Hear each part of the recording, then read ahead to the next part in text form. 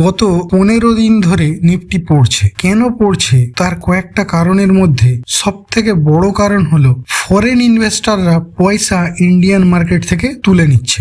গত 5 দিনে প্রায় 20,000 কোটি টাকা তুলে নিয়েছে, অন্য কোথাও ইনভেস্ট করছে, বিশেষ করে চায়নাতে। চায়না গভর্নমেন্ট কিছু ইকোনমিক পলিসি এনেছে যেটাকে ইনভেস্টররা ভালোভাবে দেখছে, মনে করছে এখানে আরো বেশি রিটার্ন পাওয়া যাবে। এছাড়া আমেরিকার ইলেকশন, ফেডারেল রিজার্ভের ইন্টারেস্ট রেট কাট, ইসরায়েলের সঙ্গে মিডল ইস্ট কান্ট্রিগুলোর যুদ্ধ, ভারতের ইনফ্লেশন ডেটা, এগুলো পতনে ইন্ধন যোগাচ্ছে। এই পতনটা দেখার আগে দেখুন ইন্ডিয়ান মার্কেট কত বেড়েছে। করোনার সময় একটু পড়েছিল, না হলে কিন্তু প্রায় টানা 5 বছর বুল রানে আছে।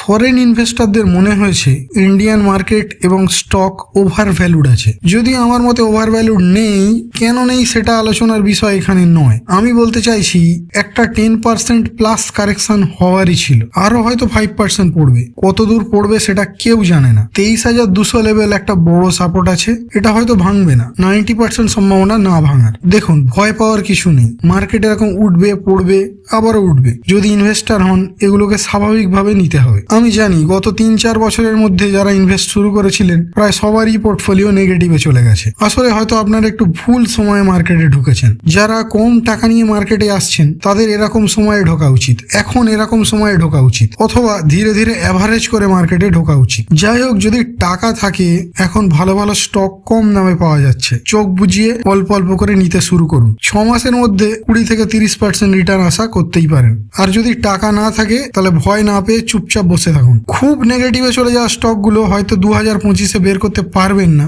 তবে তারপর ধীরে ধীরে সব বেরিয়ে যাবে, যদি না কোনো স্টকের ফান্ডামেন্টাল খুব খারাপ হয়ে যায়। দেখুন, এরকম কারেকশন মাঝে মাঝে আসা দরকার। এতে মার্কেট নতুন করে আপমুভ হওয়ার শক্তি পায়, নতুন নতুন ইনভেস্টরদের মার্কেটে ঢোকার সুযোগ দেয়। অতীতে এরকম হয়েছে, ভবিষ্যতেও হবে। স্টক মার্কেট আসলে মানুষের জীবনের মতো, ওঠাপড়া থাকবে। ইন্ডিয়ার ইকোনমি যথেষ্ট শক্তিশালী, লং টার্মে ভালো রিটার্নের আশা করতেই পারেন।